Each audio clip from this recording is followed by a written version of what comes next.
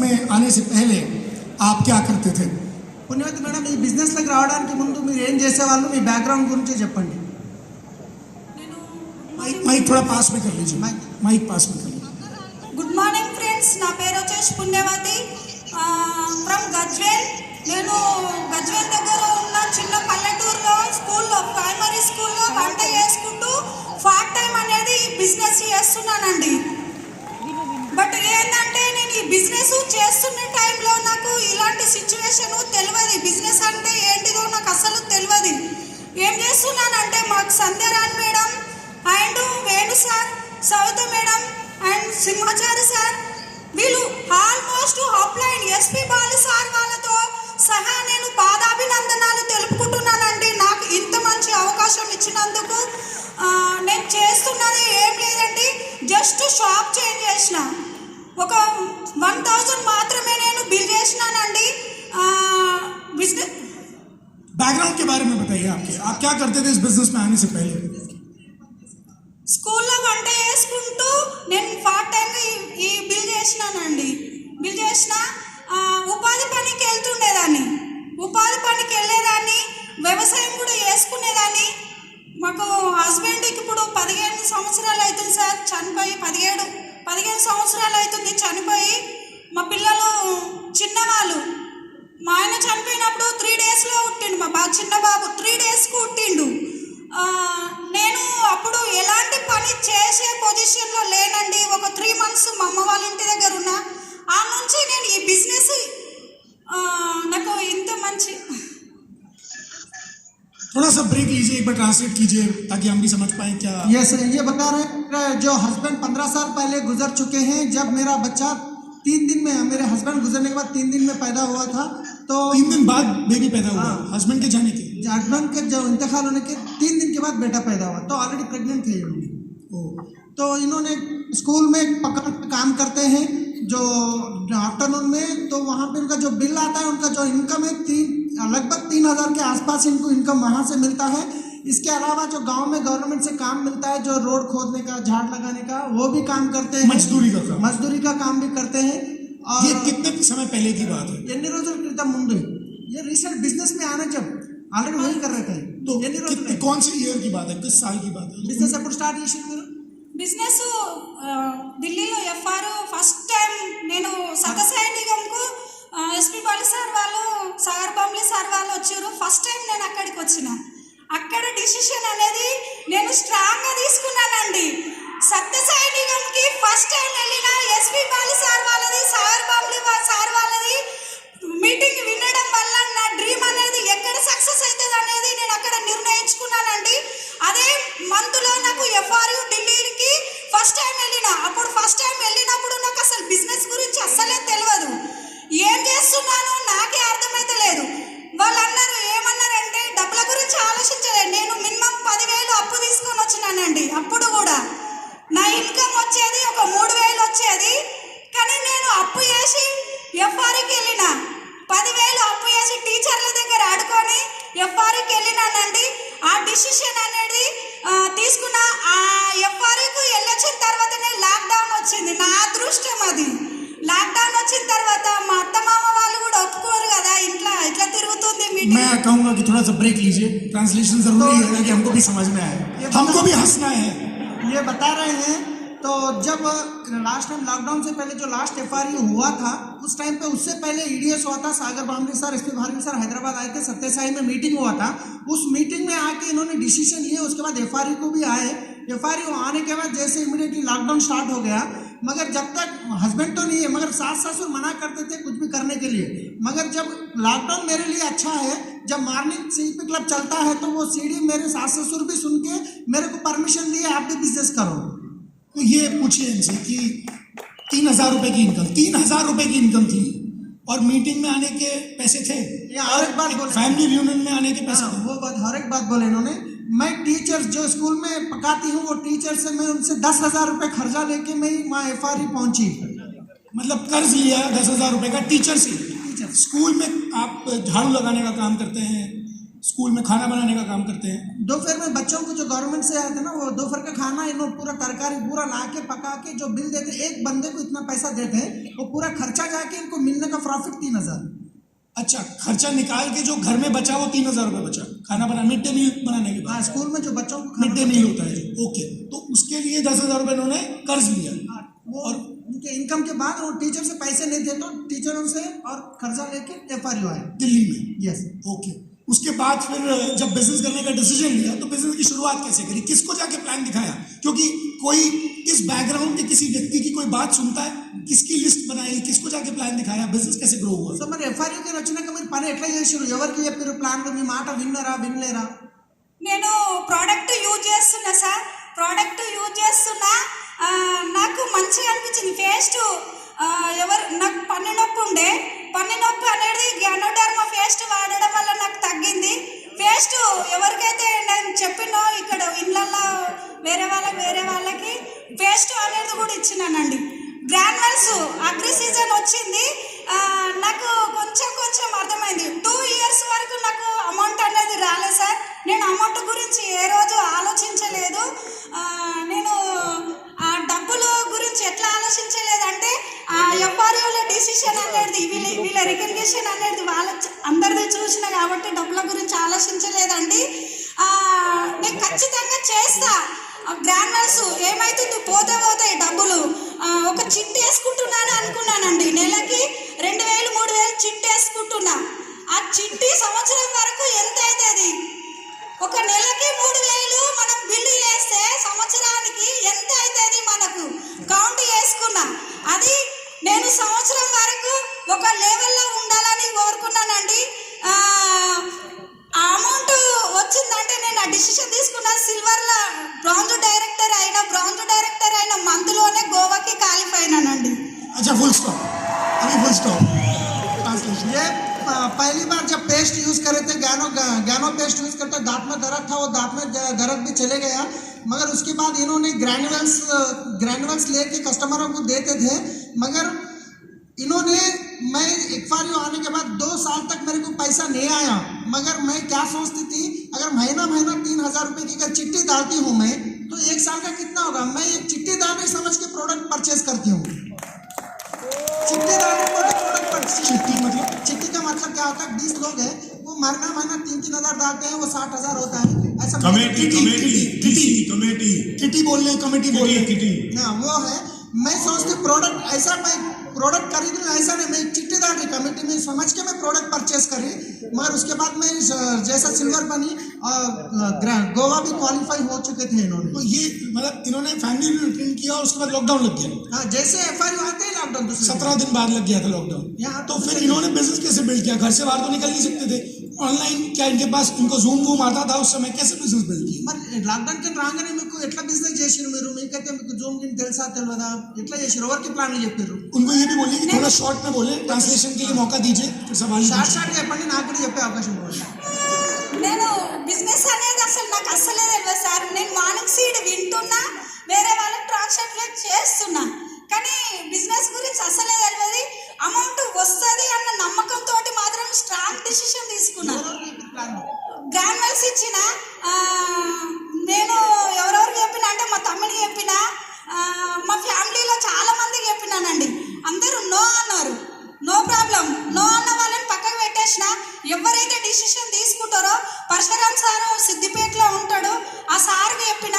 ఆ sir bill చేస్తుండు. ఇక వాళ్ళు స్టార్ట్ చేసిర్రు. ఆల్రెడీ ఇంకో పుణ్యవతి మేడం మా ఆడబిడ్డ ఉంది, ఆమెకు చెప్పిన.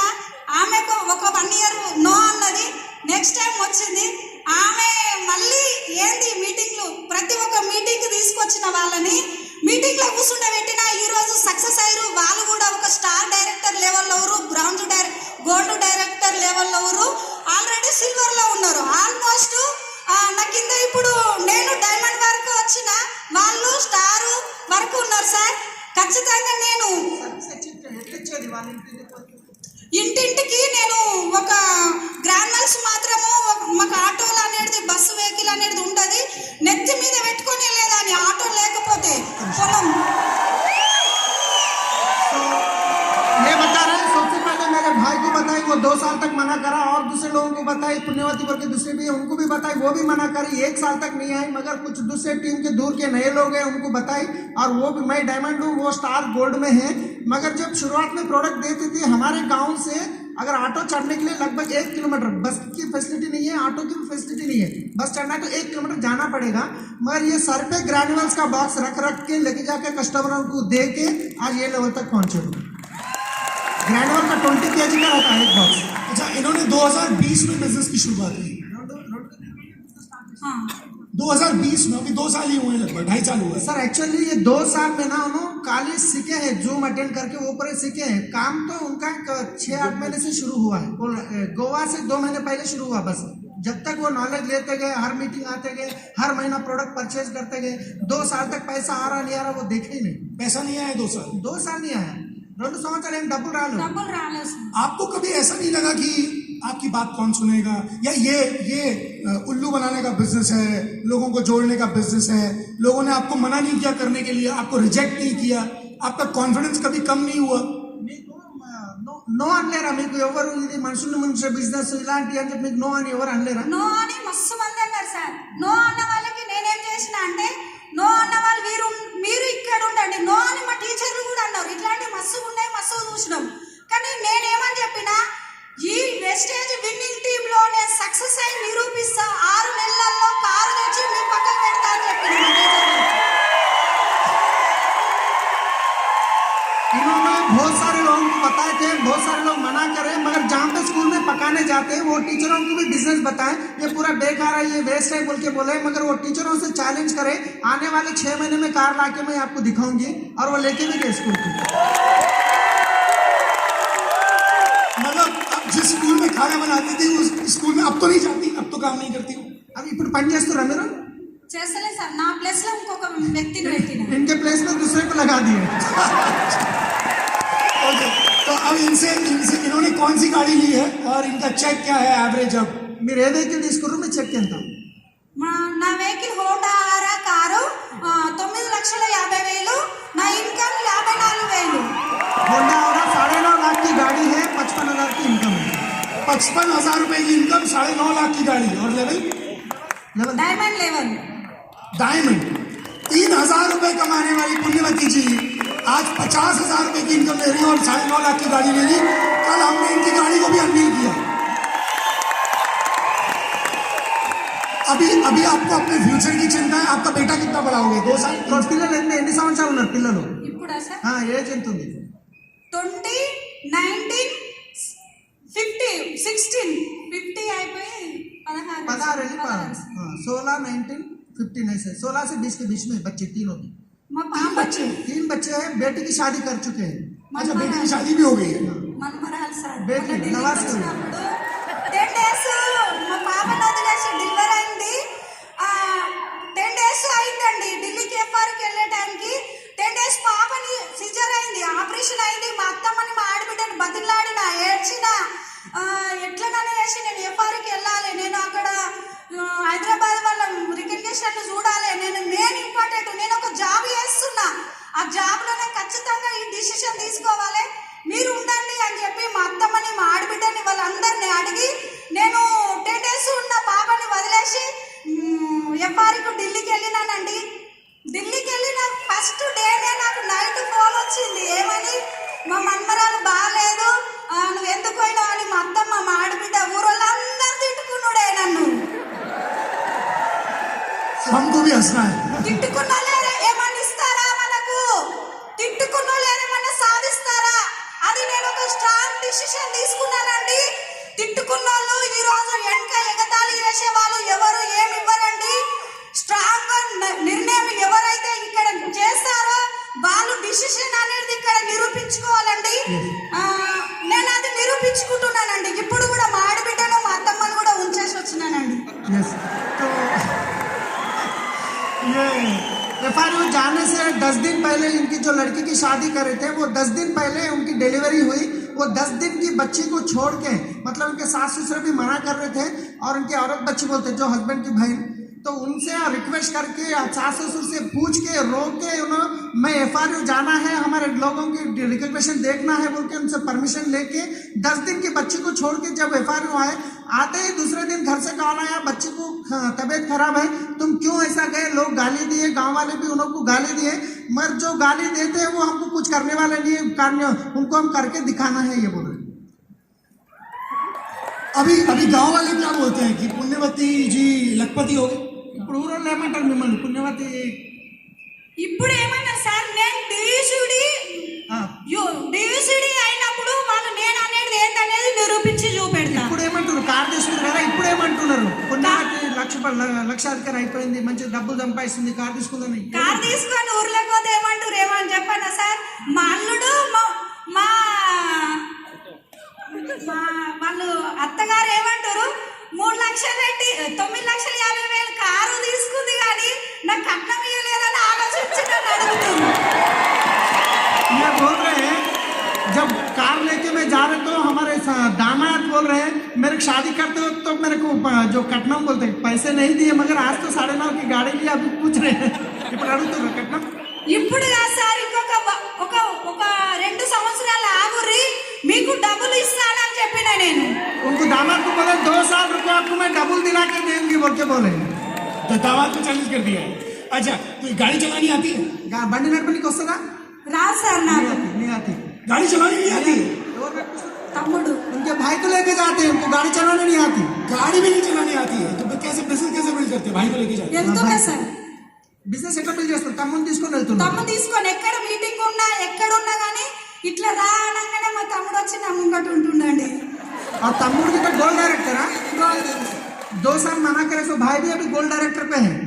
तो भाई भी आ गए. भाई भी आ गए. उन्होंने यहाँ पे कितनी लेडीज हैं? एक बार हाथ खड़ा करेंगे प्लीज. अभी कोई बहाना है आपके पास खुद ये बिजनेस नहीं करने का और अपने हस्बैंड को सपोर्ट नहीं करने का? जब एक सिंगल मदर काम करके सिर्फ 2 साल 2.5 साल के अंदर, जिसमें से बता रहे हैं कि 2 साल तो काम भी नहीं किया, 6 महीने की सक्सेस है, उसमें एक गाड़ी आ सकती है, 50,000 का चेक आ सकता है, वो भी कहां से कहां तक, मुझे नहीं लगता कोई और बहाना है. Thank you so much Punyavathi ji. Great sir. మా అప్లైన్ కొన్ని పేర్లు తీసుకుంటా సార్. Great Bharat and Sandhya madam, Simhachari sir and మా తమ్ముడు బాను, నాకు వీళ్ళందరూ హెల్ప్ చేయడం వల్ల నేను ఇంకా చాలా ముందుకు వెళ్తున్నానండి. వీళ్ళకు నాకు జన్మలున్నా వీళ్ళకి ఎప్పుడైనా రుణపడి ఉంటానండి. నాకు చాలా హెల్ప్ చేస్తారు. ఒక సింగిల్గా నేను చేస్తున్నా, ముందుకు వెళ్తున్నానంటే నాకు వీళ్ళు చాలా హెల్ప్ చేయడం వల్లనే సార్. यस, यहाँ पे और एक बात बताना चाहिए. इन्होंने जब स्कूल में खाना पका रहे थे बच्चों के लिए, इनके अपलाइन संध्या मैडम ने प्लान इनको बताने ले गए, वो स्कूल के टीचरों को प्लान बताने गए थे, मगर स्कूल के टीचरों ने ज्वाइन नहीं हुए, मगर इन्हों सुन के बाजू में ठहर के उनके घर जाके आप स्कूल में क्या बता रहे थे मेरे को बताओ बोल के वो जबरदस्ती ज्वाइन हुए. क्या बात है. Thank you so much Punyavathi जी. महावीर जी को माइक पास कर दीजिए प्लीज, माइक पास कर दीजिए.